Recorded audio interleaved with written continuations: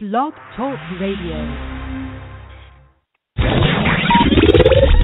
Bangthebook.com.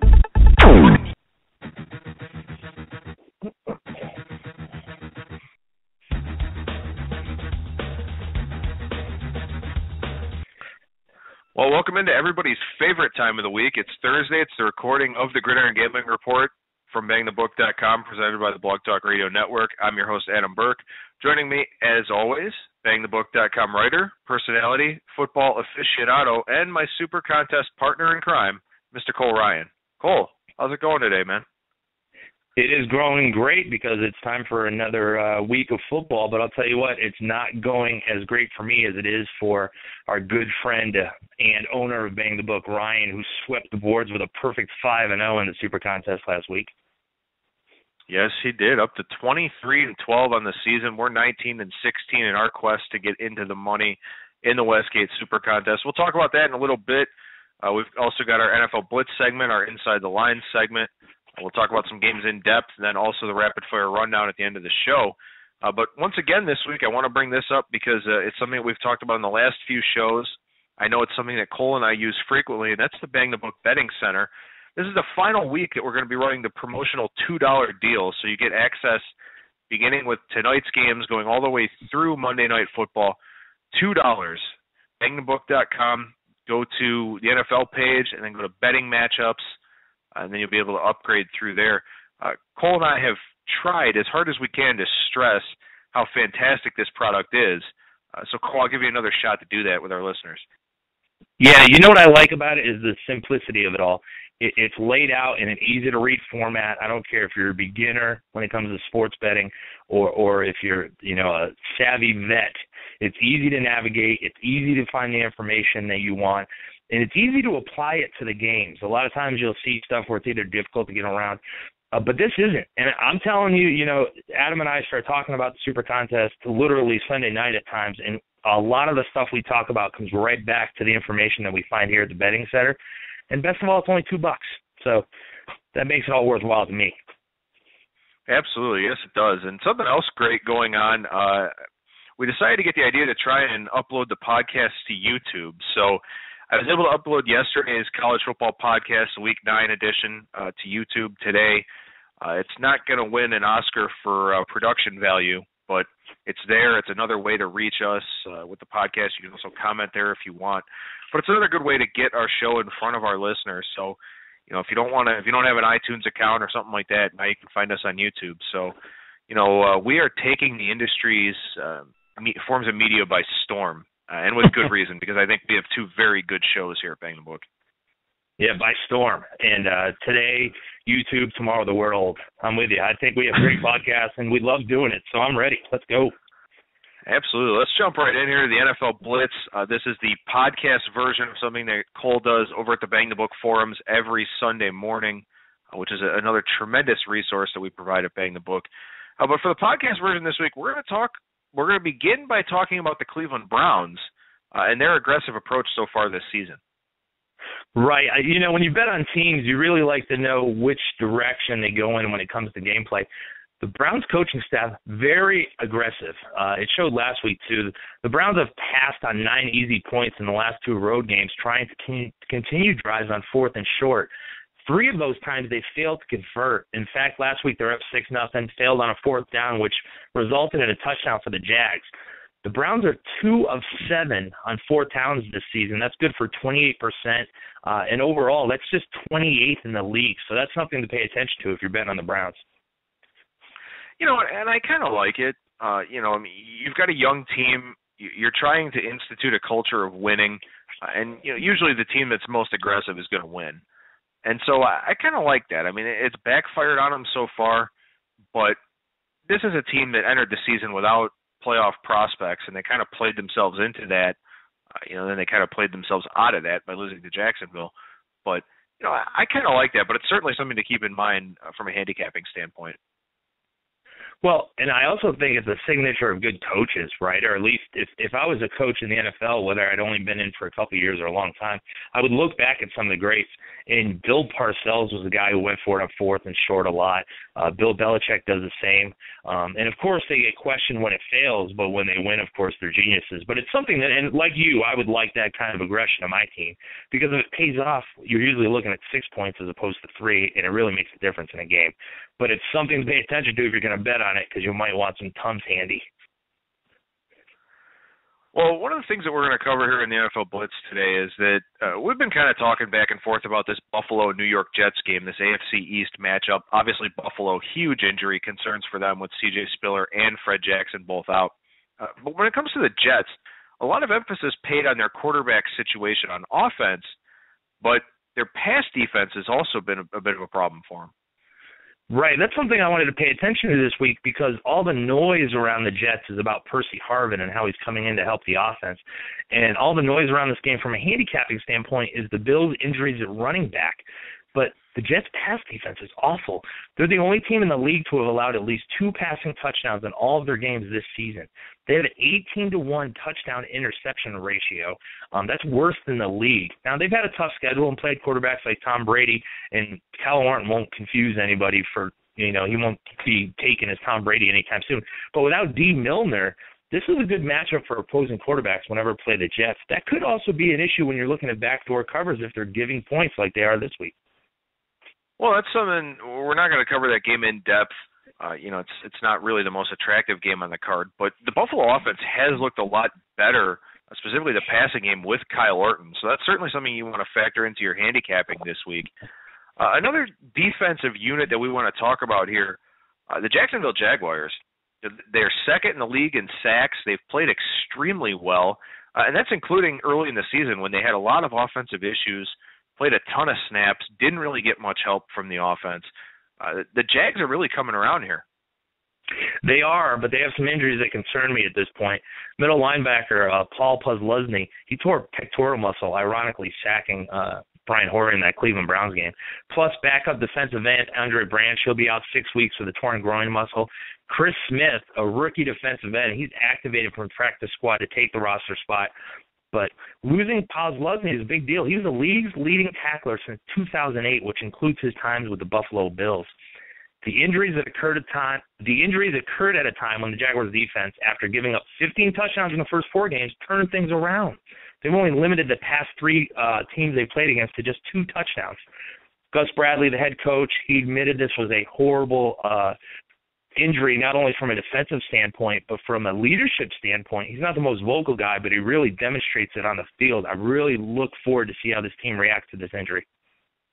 Well, I think we'll talk about that injury again here in a second when we cover our Inside the Line segment. But I do like how some of the names that you, kind of stumble over, but yet you get Paul Posluszny without a hitch. That's impressive. Good for you. Good on you. After missing up Abagnani, I had to do extra research to make sure I got it right. Another AFC East defense that has a couple of concerns right now is your beloved New England Patriots. Oh, big problems. They had big problems before this week, but they got hit again. Chandler Jones, he'll be out for a month after hip surgery. He's the team's best pass rusher, and he often lines up as right defensive end. They're going to lean on rookie Dominic Easley to take over. He needs to stay healthy. He played a lot in the Bengals game, got banged up a little bit, and he's a different kind of player. He's 6'2", 288 pounds.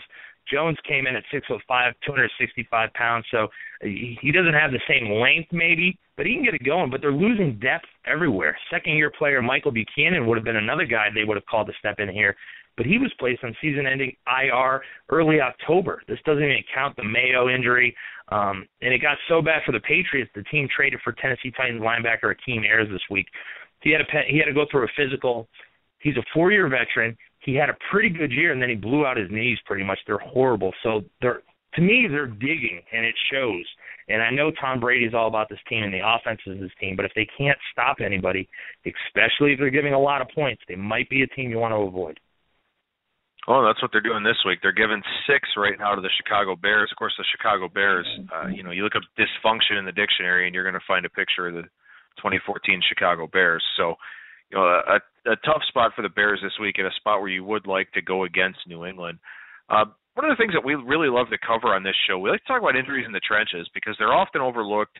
They don't impact the line because really it's only quarterbacks and the best skill players in the league that impact the line. But the trenches is an area that's really focused on by us on this show, and you've got some injuries there that you want to cover.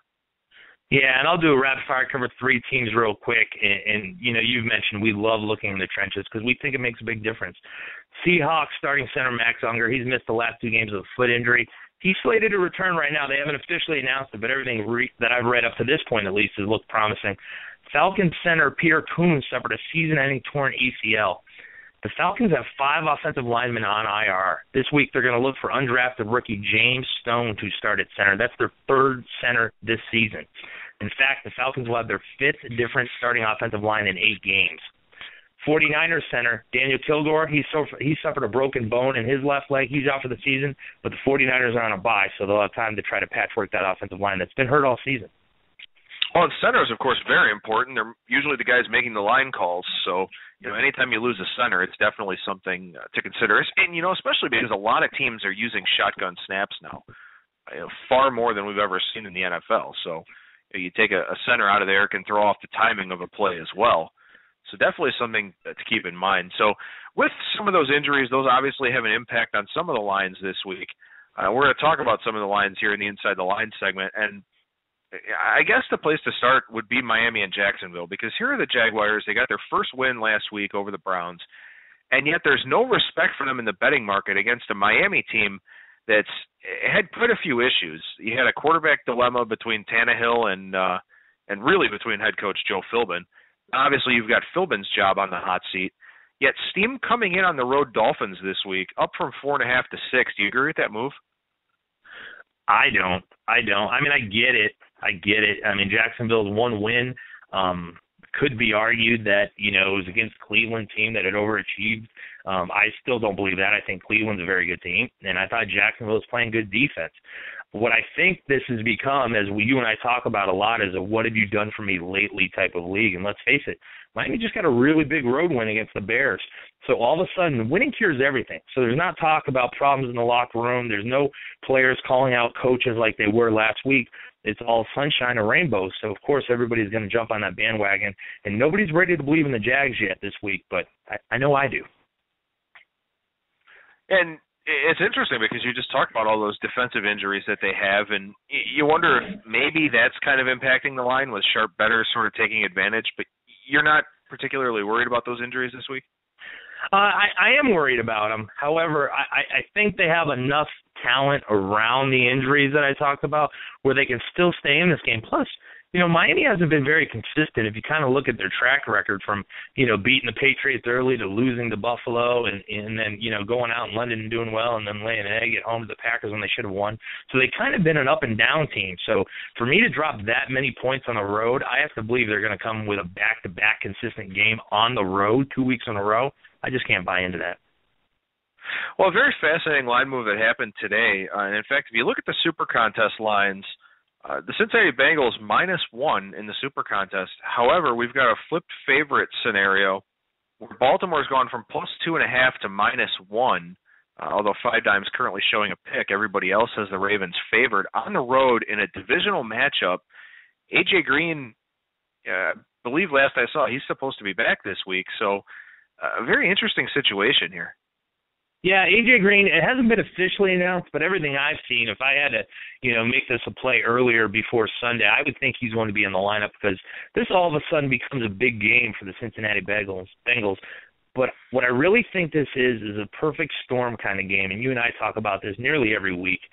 The Bengals are off a horrible loss. They were shut out. They looked awful on the road against the Colts. Meanwhile, Ravens are rolling right along. Nobody's probably paid attention to the fact that they're beating the Falcons and the Buccaneers in the last couple of weeks. They're just seeing how well they're doing. In a league that gets a lot of overreaction, especially when it comes to the betting line, I think people, regardless of A.J. Green coming back, are still going, well, I don't know if he's going to make the difference because the Bengals are playing that bad. So I'm seeing nearly 68, 69% from a consensus standpoint. I don't know if that'll leap it over to making Baltimore a favorite, but it definitely helps out. Yeah, and, we talked about it with Cincinnati where the bye week came at a really bad time for them. And then they go and get blown out on national TV against New England.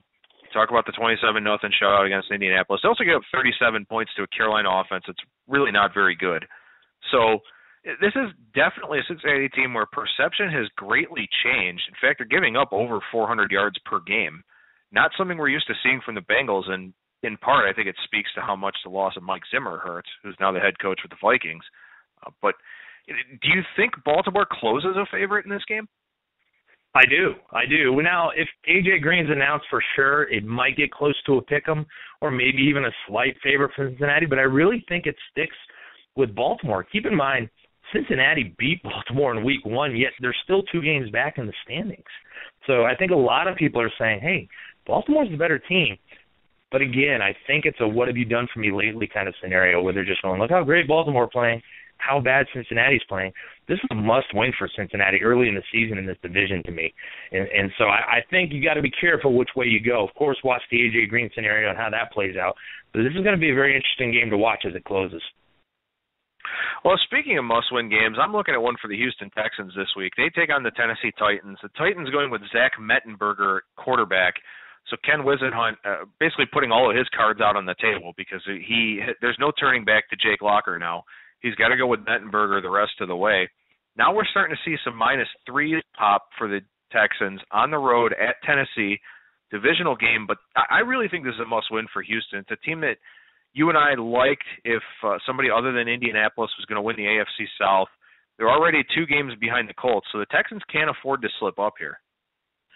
Yeah, they can't. I mean, we all thought, at least I did, that this was the week Jake Locker was coming back. And then they come out and announce that he's not only going to play, but they're, of course, letting, Charlie Whitehurst sit, which, truth be told, didn't look so bad under center. The Titans weren't giving up. That's the kind of thing I liked about them. They were completely outplayed by Washington, but still had a chance to play in that game. So they're still giving it a go. And everything I read about Menberg is that they love the way he's looked. They were impressed with him since he's joined the team, and that the team is on board with this. So that's something you got to be careful with because although he's a rookie, and look, a rookie against J.J. Watt, I'm taking J.J. Watt every time. But again, short week for the Texans. Texans are also, by the way, 1-5 against the spread last 6 games following a game on Monday night. But they've got a new coaching staff, too. I think that helps in that scenario. I think the Texans are a really, really hard team to decipher right now because everybody started jumping on the bandwagon when they moved to 3-1, even though their wins were over Washington, Oakland, and Buffalo. And then the last 3 weeks they played very competitive against Dallas, who's America's sweetheart team right now. 5-point loss against Indianapolis, and then the Monday night loss to Pittsburgh. So the last 3 weeks they've played some pretty decent teams, and it's always tough to go on the road on Monday night. So I'm kind of surprised to see such a move on Houston where people seem to be pretty committed to the Texans where, I don't really know how to gauge them right now. No, I don't either. And let's face it, you can say that rapid-fire outburst of touchdowns the Steelers put on them right before the half and that Monday night game was a fluke of sorts because the ball bounced the right way, literally, in such a close time. It really had never been done before. So if you take that away, it's a close game, right? And if they get Clowney back, who knows? Maybe that defense plays even better, but there's something not right about this team, right? They're not clicking at the moment. So you just got to be careful. To me, when you back a team, you really can't get a good gauge on, especially if they're road favorites. I mean, I wouldn't be eager to jump on Tennessee, but I'd be very hesitant to back Houston. Well, let's get into our Super Contest discussion for this week. As I said at the top of the show, our Bang the Book 2 entry, 19 and 16. Our Bang the Book entry, Ryan picking off a 5-0 last week, up to 23 and 12. So fantastic start for him. And like I was talking to you like I was talking with you before the show, Cole, it seems like lately we've had 2 good picks and 2 bad picks, and then kind of have a toss up in that 5th game. Unfortunately, we fell a little bit short with a 2 and 3 week last week. But, looking back over the last couple of weeks, what do you think has been the reason for our struggles? Well, you know what? Besides the obvious, I mean, we've picked some bad ones. To me, if I pick a game and it loses by half point or last-second field goal or fumble, I don't necessarily think that we are on the wrong side of that play. I just think we just had some things not go our way. But we get some of those blowout losses. We've had them a couple times now. Like, I was a big fan of the Bears last week who were absolutely clobbered by Miami. That's just a bad pick. So you and I kind of went back to the drawing board this week and said, you know what, let's look at it a little closer, see what we've done wrong, much like an NFL team would, and hopefully the results will be much different. Well, our strongest play, I believe, for this week looks like it's going to come on the Sunday nighter. Green Bay taking on New Orleans. Side note to this one, there's been a very sharp total move. It's gone up from about 53 to 56 last I looked, with pretty much no resistance on the under. But people are expecting a shootout here between Green Bay and New Orleans. And, you know, when we first started talking about this game and we looked at it, I said, if New Orleans is going to show up at any point in time this season, this is going to be the week, because they're at home, Sunday night game against a formidable opponent in Green Bay. The Saints are too good to be playing the way that they are. Yeah, and, they lost a heartbreaker against Detroit. It looks like they were finally going to get rid of that, reputation for losing games on the road. What I liked is kind of how they handled it. You finally saw some fire from this team. Drew Brees came out and basically put the blame on him for his late-game interception. Offensive linemen are coming out going, yeah, it's my fault too. Sean Payton was furious, and if you haven't had a chance to listen to his press conference after the game, please do. It's hilarious. But for as bad as they've played, the Saints still have a shot at this division. Keep this in mind. Tampa Bay has allowed the most rushing and receiving touchdowns per game. They're followed by Carolina, Atlanta, the Jets, and then the Saints. So you can actually argue that the Saints are playing the best when it comes to, giving up rushing and receiving touchdowns out of the whole division. Green Bay is on fire right now, no doubt about it. But it's harder to play on the road. Green Bay was dominated each of their first two road games at Seattle and Detroit, and they needed a last-second touchdown to escape with a win at Miami. They beat Chicago, but we've already talked about what a train wreck they are. And believe it or not, this offense is getting all the hype because Aaron Rodgers is just that kind of guy. But if you look at it, it's really not that impressive. They come into this game ranked 25th in the league in total offense, and it's not because they can't run the ball. Aaron Rodgers and the Packers offense just 20th in passing, 226 yards per game. New Orleans 36-17 against spread in their last 53 home games. I think this is going to have a playoff atmosphere type of feel to it. The Saints really need this game. I think they show up, and I think they win this game. I'm willing to drop the few points that it is. Last time I checked, we're looking at maybe 2 or 1.5, but of course we'll have the super contest lines. But I like the Saints. I like the Saints as well. They're 1.5 point favorite in the super contest, so it gives us a little bit of leeway if there's some sort of strange 31-30 type final. But I look at this game, and like you said, New Orleans finally starting to take some of the blame. Everybody liked New Orleans last week, coming off a bye, going and playing against a fellow Dome team, and we all know how much better Drew Brees is indoors. And really, they were the better team for 3 quarters in that game, and then let it slip away. And you get a motivated team that knows that it's time to get it going. The back half of their schedule is much tougher than the first part has been. So they really need to start fixing the problems that they have. Meanwhile, you look at Green Bay. Yeah, they're on a 4-game winning streak, but they beat Chicago, who's we've talked about already, major problems with that team. Beat Minnesota, who's not very good on a short week in a sloppy game. The win at Miami, like you said, took a last-second touchdown. And then they beat up on Carolina last week, and Carolina's had all sorts of problems, whether it's injuries or otherwise this season. So I'm not particularly impressed with what Green Bay has done over this 4-game winning streak because they haven't played a team nearly as talented as they are. This week they get that team. Also, Green Bay may be looking ahead to the bye a little bit. So I really like New Orleans in this spot because we've talked about a couple of must-win situations already, and this is one for the Saints. Yeah, and if you talk, one of the things I'm going to look at is field position here. Green Bay special teams coach Sean Slocum, he's come out a couple times and complained about the blocking on his team's end when it comes to returning punts. Saints have allowed an average of just 3.6 yards per punt return this season. That's the second best mark in the league. And I really like what you said about the bye. The Pack comes strolling into this off a blow-off win. First of all, since 2008, following a blowout win of 21 points or more, Packers are 7-12 against the spread.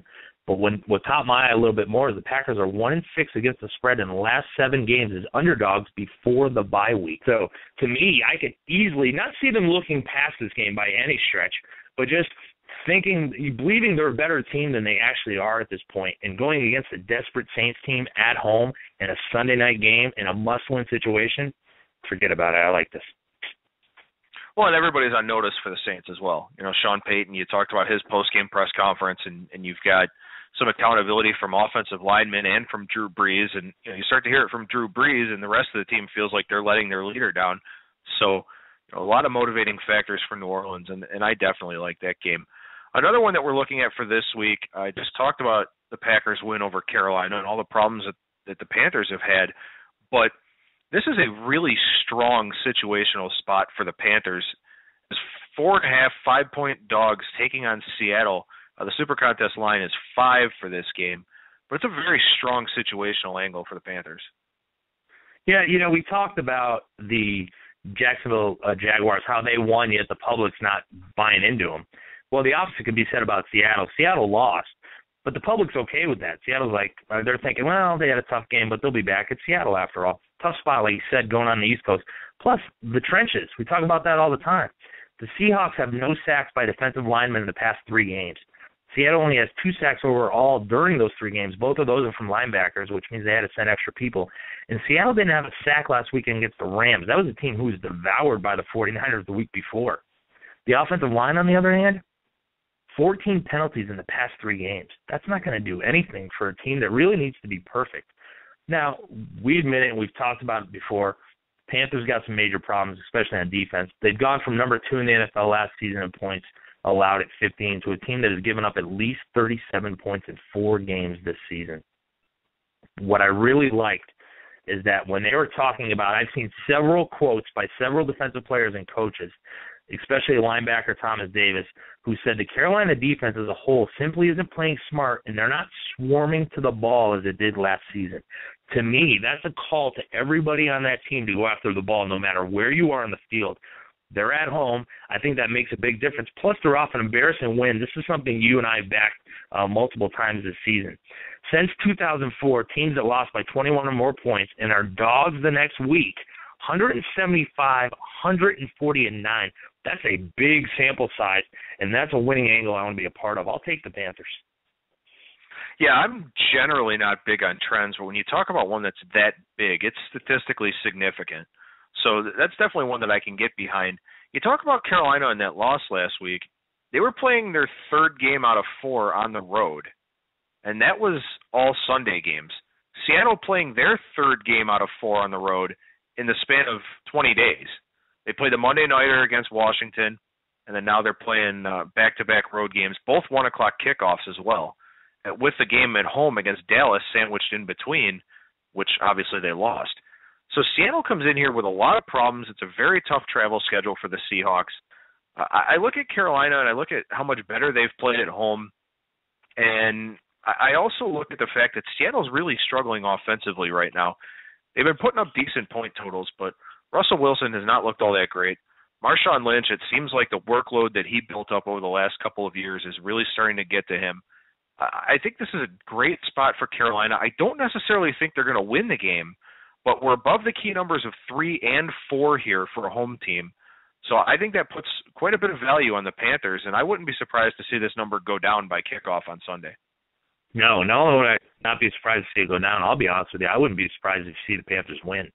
I like their matchup, especially on offense. Kelvin Benjamin, he's a superstar in the making. I believe that. He's 13th in the NFL in receiving yards. His 5 touchdowns are one more than Steve Smith, who bolted for Baltimore in the offseason. And again, tight end Greg Olsen doesn't get a lot of credit, but he's really a good player. And I think that provides a mismatch that will keep them in this game. That offense of Seattle you mentioned, it's all Russell Wilson all the time, which is kind of funny because Carolina is the same way with Cam Newton. So to me, they're almost mirror images of each other, right? They're teams that are struggling a little bit on defense. They're banged up a little bit on both sides of the ball, and they have a quarterback who has to do it all. So to me, you give me a team with better weapons than Benjamin and Olsen. You give me a home team. You give me an underdog. I'll take that any day of the week. Well, we'll look at the other game that we've locked in. I believe we actually locked in 4 of them, but we're only going to cover 3 of them here on the show, and then we've got some more discussion to do about our 5th game. But we like the Detroit Lions going across the pond to London to take on Atlanta. We already talked about all the Atlanta offensive line issues and injuries. I think that's a big deal in this game. One of the strengths of this Detroit Lions team is their defensive line. And I was pretty comfortable with the fact that weather doesn't appear to be a factor in London. Obviously, you talk about sporting events in London, and you have to consider the weather, but it looks like it's going to be clear skies, decent temperatures, 55 to 60 degree range. So I think that adds some value to the Lions as well. Oh, yeah, and I love coaching. I love coaching in this angle. I really think the Detroit Lions turnaround really could be credited to coaching. What I loved, and we were talking about this with Ryan today, the Lions adjusted the way they prepped for this game. They knew there was going to be a time difference. They knew there was going to be a travel lag. They actually talked to military officers, sleep specialists about how to adjust for this kind of thing. Coaches were given the option of staying late during the weekend, which is the shortest afternoon of the week. They stayed late, didn't tell the players about it pretty much. They worked on Falcons, had to cram for it, which you never hear about because you always hear a game-by-game kind of philosophy. Not with this coaching staff. They went above and beyond for this game. Plus, I mentioned in the article I write every day at bangthebook.com, The Money Down, that the coaching staff was like, look, we're not going sightseeing. If you want to go over to London and sightsee, we'll win this game and make more money, and then you can do that in the offseason. I love that mentality. I love that approach. Plus, Lions know how to get after the quarterback. They have the best defensive QBR in the NFL. They shut down quarterbacks. They're one of two teams with a team defensive QBR under 40. And they haven't played slouches. Drew Brees, Aaron Rodgers for 2. Talked about the Falcons, how bad they are. Matt Ryan's been sacked on 5.3% of his attempts this season. He's facing a defense that's fifth in the NFL in sack percentage. You already brought that up. Already this offensive line is going to be adjusting because they have an undrafted rookie, I already mentioned, under center. That's tough. On defense, they're even worse to me. Falcons don't bring pressure. That's why they're allowing an NFL high 8.3 yards per drop back. That blows my mind. Really does. So the only way to go with this is the Lions. Well, the Falcons are giving up 127 points over their last 4 games, and here they are. They've played 3 out of 4 on the road and now have to go to London to play yet another road game. And then also after the bye, they play 2 more road games. So this is a miserable travel schedule for Atlanta over basically a month and a half span. But you got to figure that the fatigue is going to catch up with them a little bit in this game. Also, something that I believe you brought up with Calvin Johnson's injury situation. The NFL, this is a showcase for them. This is something that they take very seriously. Calvin Johnson's been practicing. Looks like he may be pushed a little bit, if not by the Players Union, certainly by the league, to get back in the lineup for this week's game. And whether he's just out there as a decoy or not, he's going to affect the game planning for the Falcons. I'm stunningly surprised that the Falcons kept their defensive coordinator from last year, Mike Nolan, and he's still there, and it's still not working out. So this is a very bad Falcons team. I love this number. In fact, I think if this game was stateside, the number might be closer to 6 or so, but I think we're getting some added value because of the uncertainty of playing in London. I agree, and I love the Calvin Johnson point you brought up. I think he's going to play because of that, which will give us a good stale line of the Super Contest. Plus, Golden Tate emerges as a great wide receiver in this offense. So the Falcons can't ignore him, even if Johnson does come back. What I really think is something to watch in this game, Falcons free safety Dwight Lowery, he played with the Jaguars last year. He was unable to finish the season because he took an illegal block thrown by Golden Tate when he played with Seattle. So I don't necessarily think there's going to be cheap shots, but it's definitely going to be some animosity on the field. It'll be something to watch. But Matt Ryan and the Falcons as road neutral site underdogs, 14-18 against the spread, 44%. Tough travel. Road games, it seemed like forever for this team. The Lions are clicking at the right time. They're brimming with confidence over that come from behind win against the Saints. I think they win big. Well, another thing, this game means a lot more to the Lions because they're right there in the thick of things in the standings. The Falcons aren't. They're not making the playoffs anyway. So this may be more of a sightseeing trip, something you alluded to earlier for the Falcons, and to just soak up the atmosphere, rather than really go balls out for a win. So those are 3 of the plays that we've nailed down for the Super Contest this week. The Saints, the Panthers, and the Lions. We're going through some other things for our other 2 remaining plays, but you'll be able to see those at bangthebook.com. I know Cole gives them out on Sunday mornings in the Blitz. We got about 10.5 minutes left streaming live. We're going to start talking in depth about a couple of other games that aren't on our Super Contest card. Beginning with Philadelphia at Arizona, we certainly have a difference of opinion on this game. Philadelphia coming off a bye week, 2.5-point road underdog at Arizona. You really don't find too many games where Arizona's less than a 3-point favorite at home. Yeah, well, for me, I know the Eagles had a bye week, so I'm sure they worked on some of this stuff. They're sloppy. They're 5-1, but on 18.7% of every offensive drive, it's resulted in a turnover. Foles has turned the ball over 10 times this season with 7 picks and 3 lost fumbles. Let's face it, the pressure is going to be on him because the Cardinals can stop the run, which is bad news for LaShawn McCoy. The Cardinals not allowed a team to rush for 100 yards all season. Dating back to last season, they haven't given up 100 yards in 16 of 22 games they've played. 3.15 yards per carry, which is the lowest average in the league. And their 138 carries surrendered are the second fewest this season. All-time teams that started the season 5-1 and are on the road, 25, 39, and 1 against the spread. That's good for a 39% clip. That's good enough for me. I'll take the Cardinals. Yeah, I'm going to take the Eagles. I really like the idea of Chip Kelly coming off of a bye. And what this team has done defensively, obviously their yardage allowed numbers aren't spectacular, but the defensive touchdowns and the special teams touchdowns are why this team is 5-1. They've really helped out an offense that's had a lot of trouble, surprisingly so. But I think the difference in this game is the Arizona defense tends to get propped up a little bit because they play some of these teams in the NFC West that, a little bit more conservative in their play calling, a little bit more vanilla. Seattle likes to run Marshawn Lynch. The Giants love to run Frank Gore. I'm kind of surprised Frank Gore's legs still work. Philadelphia is a much different animal here. They like to go sideline to sideline a little bit more. Darren Sproles has been a fantastic addition to this team. I think Chip Kelly, you give him the bye, you give his team a chance to catch up. And don't forget, one of the narratives that we kind of drove home over the first few weeks of the season was, it was something you brought up in the Money Down about Chip Kelly's practice regimen and how a lot of the guys were tired for the Eagles. I think that bye week came at the right time. They came into it with some momentum. They had a great game against the Giants leading up to it. I think there's a lot of good feelings in that locker room right now, and I think they kind of feel fortunate to be 5-1, which means that they'll be focused for the rest of the season because they're up there near the top of the NFC East. Well, what I like going for the Cardinals is, Carson Palmer, he's not thinking about that shoulder anymore. He's healthy. Started lifting weights again. He's trying to build some of that upper body strength. Larry Fitzgerald kills the Eagles. 642 yards and 10 touchdowns in 6 career games. That's 9 receptions for about 4 and that includes 9 receptions, 4 touchdowns, 25-plus yards, so he can get them deep. I know that's different teams, so it's kind of hard to bring that into play.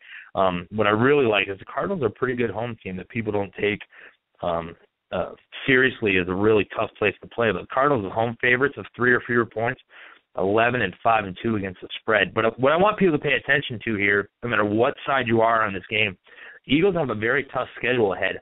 6 of their last 10 games are on the road, with 3 against all NFC division leaders. So we'll find out who this team is.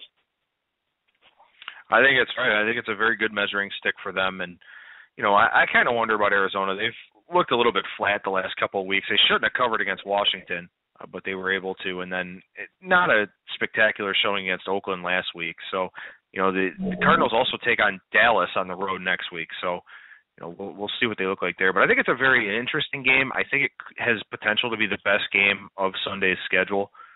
So definitely one to watch, even if you don't have any action on it. And then another game in that 4 o'clock time slot, 4:25 to be exact, Indianapolis at Pittsburgh.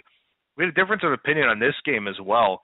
In fact, we both have pretty strong opinions on opposite sides here. So I'll let you take the floor first. Sure. Well, what I think this will give people is a good glimpse into how you and I go back and forth and trying to figure out who we're going to play every week. Look, let's face it, the Colts are one of the hottest teams in football right now. 5-game winning streak. What is surprising to me is not that Andrew Luck's playing like an MVP, but that defense is actually playing good football. But they're not good on the road defensively. They allow 25.3 points per game and over 340 yards. Steelers are a better offensive team at home than on the road, which is no surprise. They come in averaging 28 points and over 400 yards per game at home. This record is a bit deceiving for this team because they're 9th in the NFL in total offense and 15th in total defense. I know you're going to pick on their defense. I'm hoping, and I'll say hoping, which is kind of another reason I didn't, push the Steelers as much, that linebacker Ryan Shazier will be back. He looked like he was on pace, but he didn't practice Wednesday. That's a curious development a day after Mike Tomlin came out and said the rookie is extremely close to returning to action. He's good, so I'm hoping he's back. Steelers 5-1 against the spread, last 6 at home versus team with winning records. I really like them in this game. They play better as the season goes along. 60-36 against the spread in their last 96 games played in Week 5 through Week 9. So they start picking up momentum. I like the Steelers. I know it's a short week, but I think this line tells a story. See, it's funny because we were talking about this line early in the week, and I thought it was kind of looking for Pittsburgh money, but you thought it was the other side where they're looking for Indianapolis money because the books think Pittsburgh's the right side. I look at this game, and I think that there are two problems for the Steelers. The first one, and you already mentioned it, it's a short week, and this is one of the oldest defenses in the NFL. I've made it a point several times on this show to talk about how poorly they've played in the second half of games, and it held true again last week. They were outscored 10-6. Granted, they had that game well in hand, but Andrew Luck has so many offensive weapons. I think the second-level defense for Pittsburgh, the back seven, has a lot of problems. They're definitely too old for my liking. I don't think that they can cover guys like T.Y. Hilton, or Reggie Wayne in single coverage. I guess Reggie Wayne's probably out for this game, but also Colby Fleener. There are just so many different ways that Indianapolis can go, and also they picked up a running game over the last couple of weeks, and that's very important because we talked about Andrew Luck and how much he was getting hit. Colts ran for 170 yards last week, and they've rushed for 134.8 yards per game since week 2. It's the fifth best mark in the league. So this offensive line's coming together a little bit, and as they get more dimensional on offense, take a little bit of that pressure off Luck in the wide receiving core, I think that opens up some play-action passing for him. Well, and I think, when this line came out, if I were to, be just a regular Joe on the road, I would think the Colts would be at least 6-7. I get it. They're on the road, and they're, playing Pittsburgh, who's been better in the past. So when I saw the line open up small, I was like, man, who's not going to like the Colts at, 3 points? And looking at most consensus sites, especially in the week, it was like 90+. Now it's sitting about 88%. So I could see a lot of people jumping on. I think that's hard to keep up. Especially knowing that Reggie Wayne will probably be out, Trent Richardson's banged up, and plus there's a system here that says it's hard to keep this kind of momentum. Teams with a small line, this is a line of +3 or -3, who come in off back-to-back big performances where they had at least 24 first downs and controlled the ball for 34 minutes or more, are 9-26 against the spread since 1983.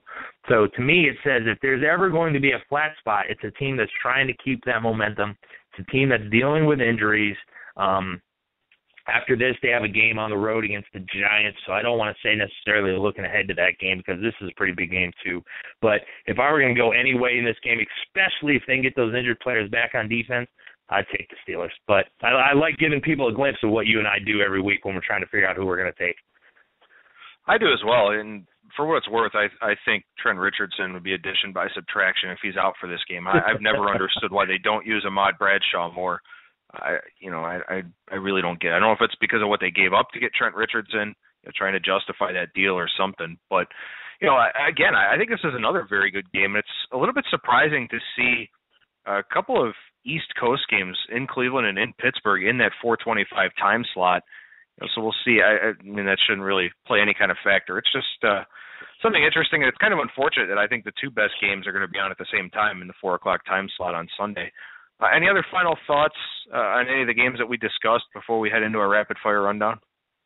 Just your obvious hatred for Trent Richardson because he went to the Browns as a high draft pick and didn't do well. Besides that, nothing really stood out.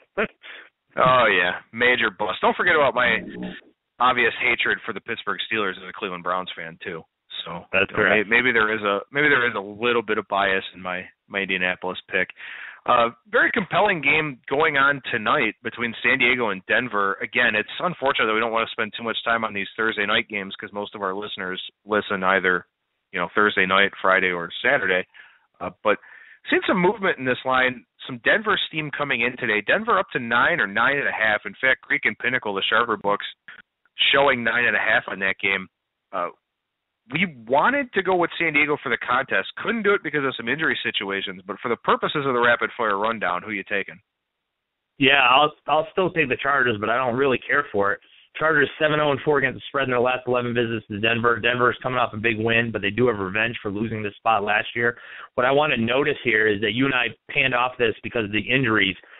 Injuries that Chargers secondary are awful. Look into those if you're going to back them. But more importantly, 22 night games already in the books. The over, an extremely dependable 18-4 this season. That's mind-blowing. Nice.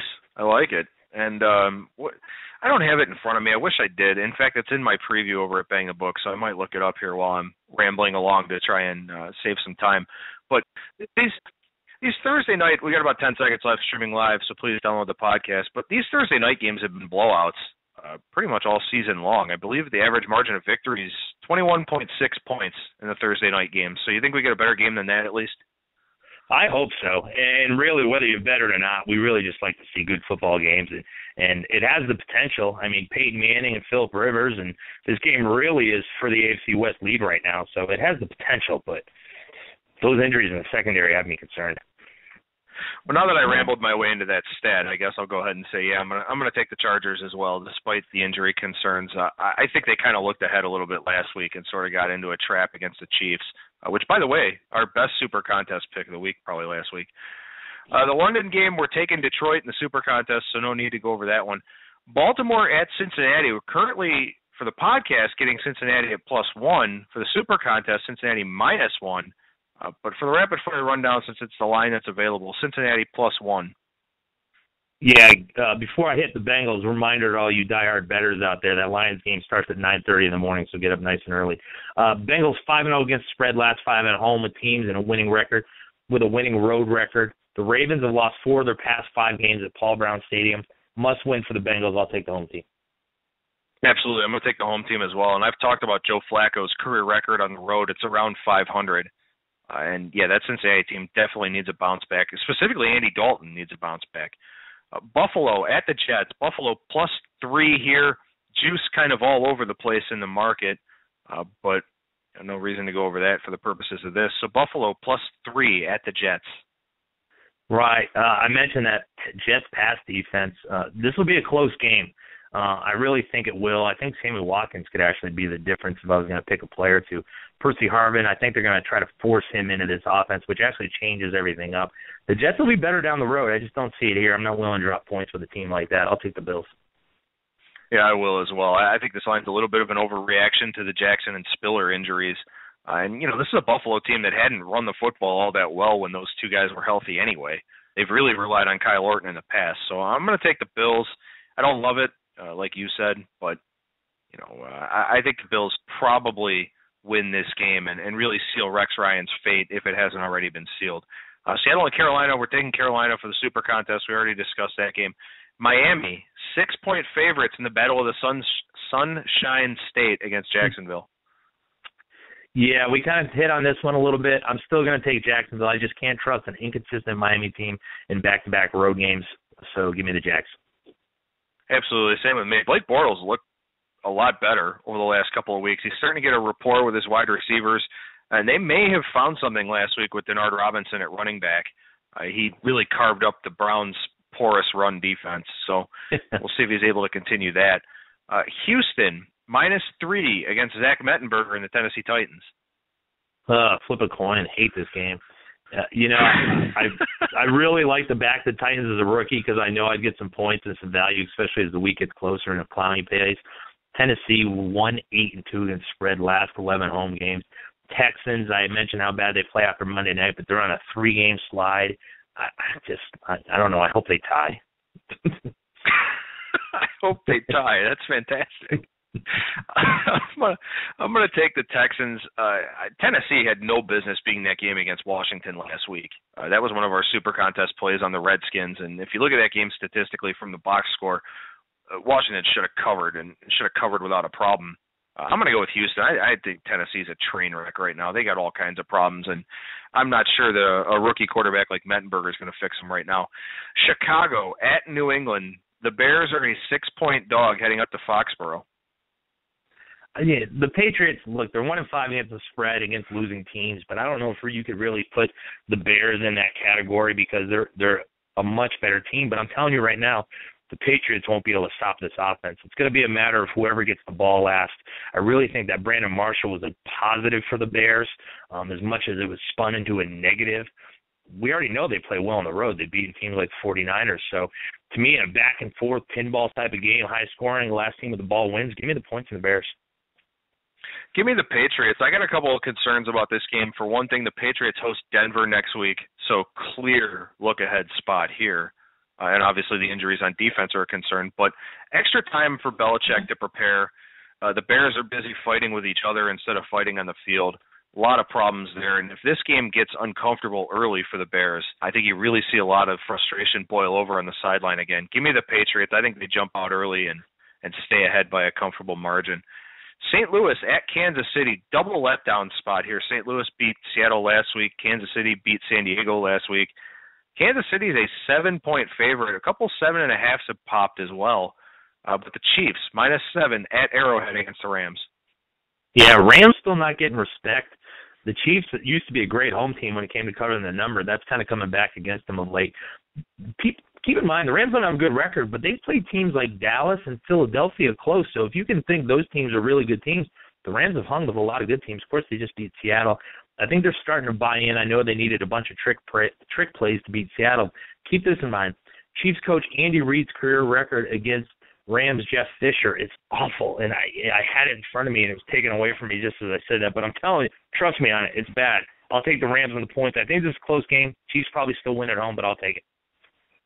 I'll take the Rams as well. I wish we were getting 7 in the contest instead of 6.5. I'd really like this game a lot more. But, yeah, give me the Rams as well. I'm not ready to buy in on the Chiefs completely. I think we called the spot perfectly for San Diego last week. I don't think that was really an indication of how good the Chiefs are.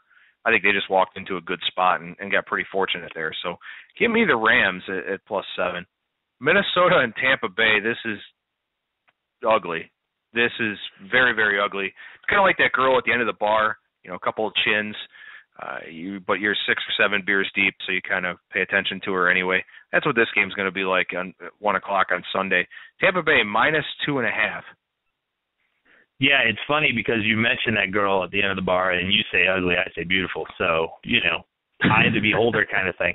I really like Tampa in the spot coming off a bye, especially after a humiliating loss going into that bye. That's still going to stick with them. But the Vikings in a tough spot. First of all, they're 0-5 against the spread in the last 5 games when they play a team off rest. And it's a back-to-back road game. I really think that loss to the Bills was a punch to the gut. I mean, they had the game wrapped up. They gave up a 4th and 20, and the Bills scored late. The Vikings have a total of 7 offensive touchdowns in their 2 wins. In their 5 losses, they have a total of 3. In 7 games, the Vikings have scored 10 rushing touchdowns and receiving touchdowns combined. 19 other teams have that many receiving touchdowns alone. Suck it, North Turner. I'll take Tampa. Tampa Bay had a really tough schedule before the bye week. They played 3 straight road games against Atlanta, Pittsburgh, and New Orleans. They got blown away by Baltimore looking ahead to the bye week. You may be able to talk me into this one for the contest. I'm going to leave that door open right now. I hope this game ends in a tie. In fact, I hope it ends in a 0-0, but I guess I'll reluctantly go with Tampa Bay because of the case that you made. Philadelphia and Arizona, game we talked about quite a bit.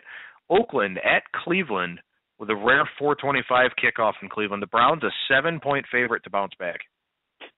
Yeah, before I get into that, I want to revisit that Rams game. Andy Reid 0-4 against Jeff Fisher in his career. I can't leave people hanging like that. That was my bad. Early in the week, you and I liked the Browns. We kind of circled them a little bit, but I'm going to wait a little bit. That injury to Mack concerns me a little bit. Browns 1-5-1 against spread last 7 games against teams with a losing record. You got to think the Raiders are desperate for a win, and they're still playing hard, but the stat I like, you brought up to me, their rush defense, awful. Last in the league, 155 yards per game. Their best day was 127 yards allowed. That would rank 25th in the NFL. Reluctantly, I'll take the Raiders in the points. Man, I should have kept that tweet to myself. That way I could have. It could have been my thunder instead of yours. Sorry, stole it. It's all right. I'm going to take the Browns here. I think under Mike Pettin, they're a much different team. There's a much different mentality on this team. Brian Hoyer was positively awful last week. Some of the people around here are already calling for Johnny Manziel again. The Browns are going to bounce back. I really, truly believe that they're going to assert their running game here, and nothing scares me about the Raiders' offense. So give me the Browns. We talked about Indianapolis and Pittsburgh, also talked about Green Bay and New Orleans, the Saints likely a super contest play for us. Finally, the Monday night game, Washington at Dallas. Another week, more Dallas steam. Dallas up to -10 against Washington. Yeah, unbelievable push on that line to me. And I love it for us because Super Contest, we talk about stale lines. If RG3 can somehow play, that'd make me a lot more confident in this team. Redskins aren't as bad as it seems, and I'm going to go on a limb and say the Cowboys aren't as good as they seem, at least on defense. You and I have talked about this before on the podcast. On a per-play basis, the Cowboys' defense that looks so much improved is actually about as bad as it was last year. They're allowing the same average of 6.1 yards per play with roughly the same frequency of turnovers.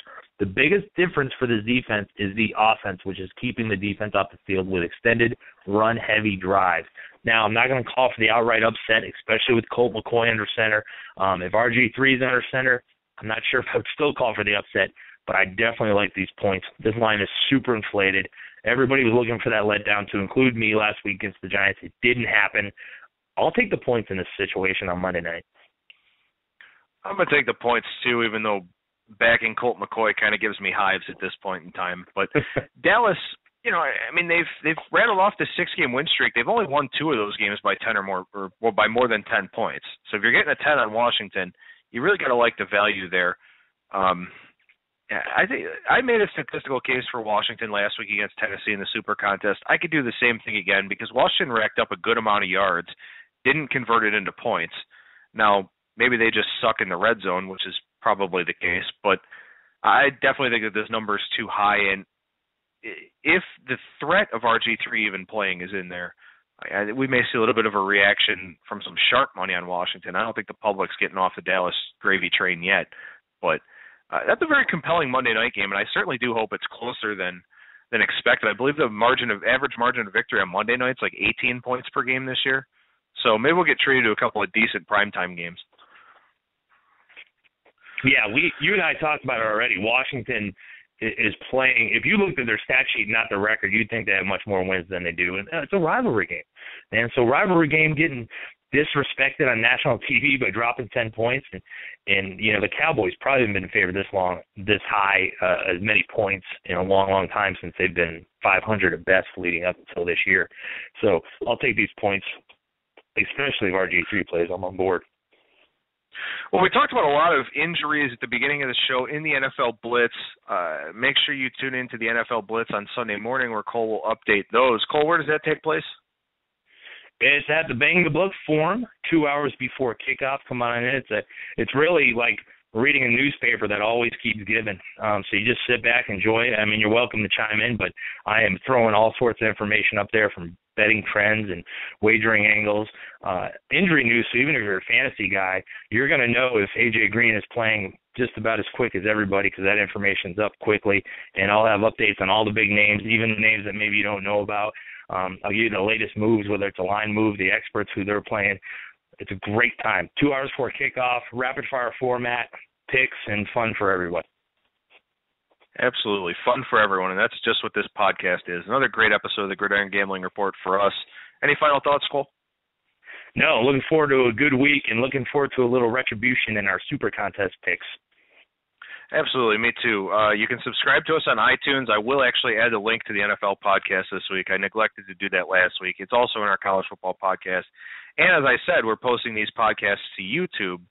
There's nothing to watch necessarily, but you can at least let it play the audio in the background.